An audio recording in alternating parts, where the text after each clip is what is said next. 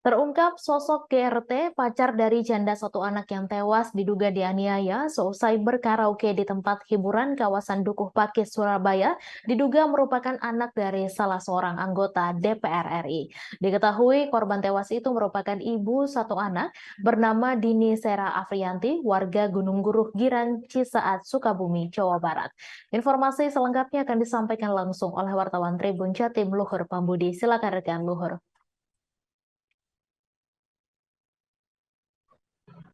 Oke, baik, Mei. Jadi akhirnya terungkap sosok pria berinisial GRT, 31 tahun, pacar dari janda satu anak yang tewas diduga dianiaya selesai berkaraoke di tempat hiburan malam kawasan Kecamatan Dukuh Pakis, Kota Surabaya.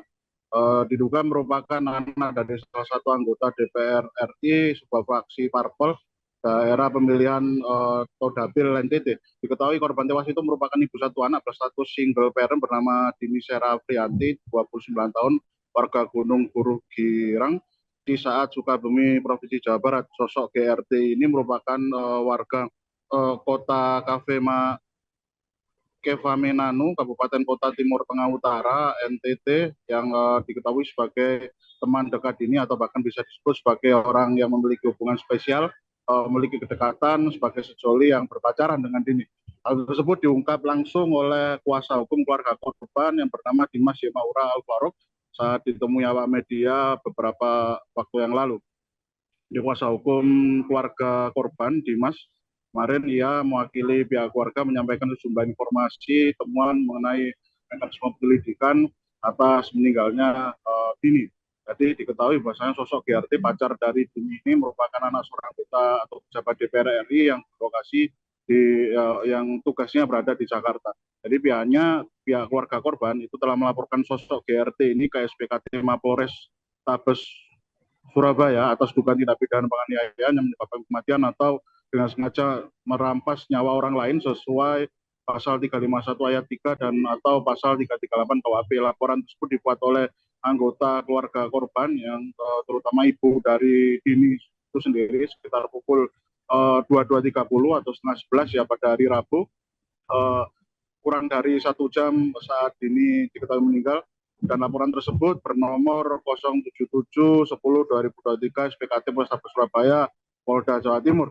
Oleh karena itu, Dimas kemarin selaku kuasa hukum mewakili pihak keluarga berharap proses hukum terhadap terduga pelaku penganiayaan berat hingga menyebabkan tewasnya korban Dini ini dapat bergulir secara objektif, transparan, tidak pandang bulu dengan latar belakang dari pihak si terlapor.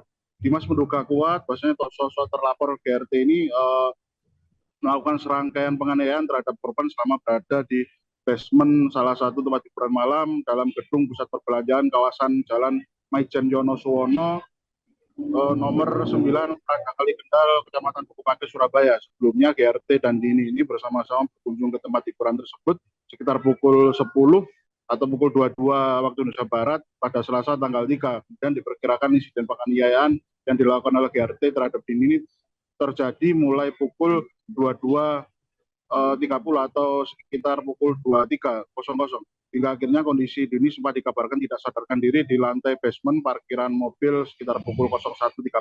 Sudah masuk pada hari Rabu tanggal 4 keesokan harinya atau dini hari. Kemudian GRT sempat membawa Dini yang sedang dalam keadaan tak sadarkan diri itu ke apartemennya di kawasan Jalan Puncak Indah Babat, Kecamatan Wiyung, Kota Surabaya, dengan menggunakan kendaraan mobil pribadinya, mobil jenis SUV ya.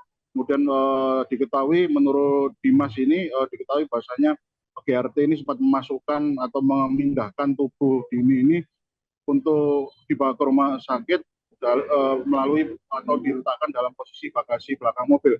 Setelah tiba di apartemen, ternyata kondisi Dini ini makin memperhatinkan atau dalam keadaan makin tidak sadarkan diri.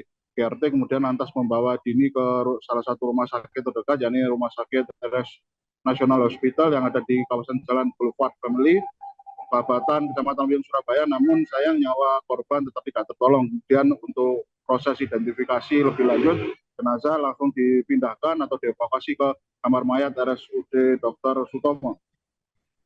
berdasarkan informasi yang dihimpun Dimas, pihaknya menduga korban ini telah mengembuskan nafas terakhir sekitar 30 atau 45 menit sebelum tiba di RS pertama atau RS National Hospital. Artinya hilangnya nyawa korban ini terjadi tepat saat GRT atau si terlapor ini meletakkan korban di dalam bagasi untuk diantar dalam dari tempat hiburan malam menuju ke apartemen.